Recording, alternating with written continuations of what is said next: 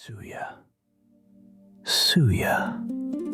A dish older than the borders drawn around it, from the north of Nigeria, from Kano, and the dry grass of the Sahel, where the Hausa herdsmen cooked meat over open fire, long before it carried a name the whole country would know. This is not restaurant food. It began as traveling food, meat that had to survive the long walk with the cattle, seasoned with whatever the land could dry and pound and grind. The my Suya,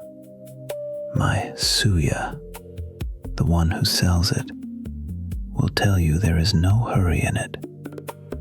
The fire stays low. The turning stays slow. You wait by the coals until it is ready, and not a moment before. Servings, 6. 2 hours to prepare, 8 minutes over the fire, and what it asks for is short.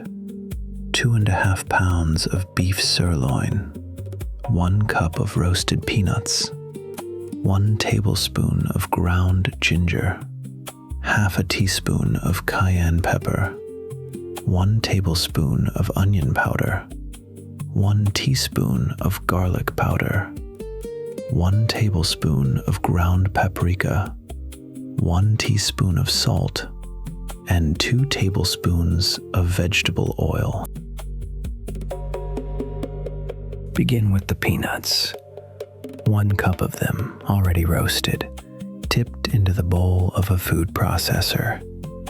Pulse them. Just a few short turns. You want them ground fine, but not so long that they weep their oil and turn to paste. A dry, sandy meal. This is the beginning of the yaji. Yaji, the spice. Now the yaji comes together in a dry bowl. To the ground peanuts, 1 tablespoon of ground ginger, half a teaspoon of cayenne, 1 tablespoon of onion powder, 1 teaspoon of garlic powder, 1 tablespoon of paprika, and 1 teaspoon of salt. Stir it through with your fingers. Rust red and warm to the smell. In Hausa, yaji means simply the spice for grilled meat. The beef now. 2.5 pounds of sirloin. Lay it flat and slice against the grain into thin, wide ribbons. Thin is everything here. Thin is what lets the fire and the spice reach all the way through in only a few short minutes. Then a little oil, 2 tablespoons, poured over the slices and turned until each one just glistens. The oil is what the dry spice will hold on to. Now, the pressing. Take each oiled ribbon and lay it down into the groundnut spice. Press it, turn it, and press again until the meat has disappeared beneath a coat of rust red.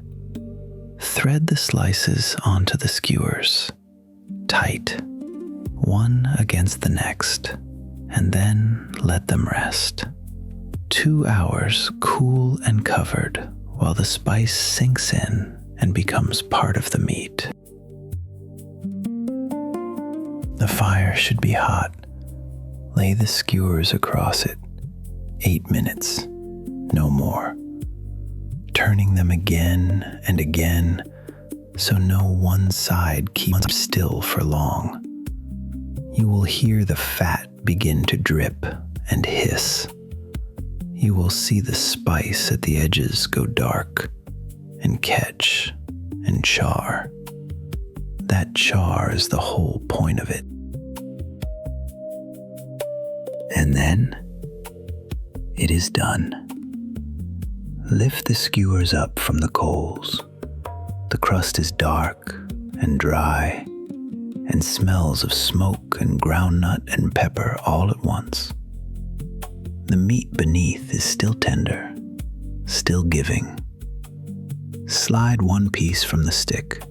Let it cool just enough to hold. This is suya, exactly as the North has always made it. Suya belongs to the Hausa people of northern Nigeria and to the open, dry country of the Sahel,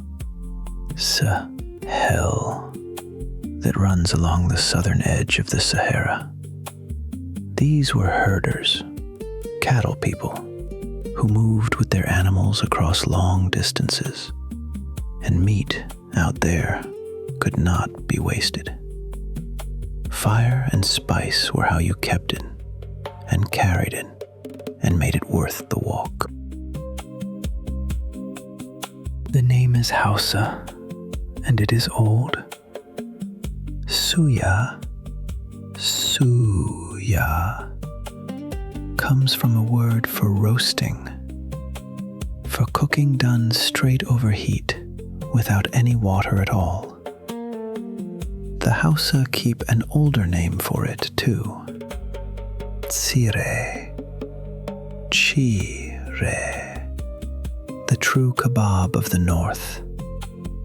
And its dried cousin, cut in strips and cured in the sun, they call kilishi.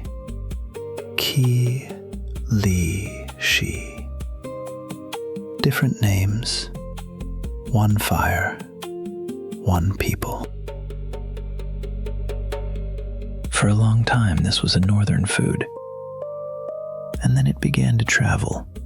Hausa traders and drovers carried it south, into the markets and the night stalls of the whole country. The word went with them, into Yoruba, Yor-a-ba, into Igbo, Igbo, until suya was no longer only Hausa, but Nigerian. And then it crossed the water to London and far beyond, carried, as ever, by the people who missed it.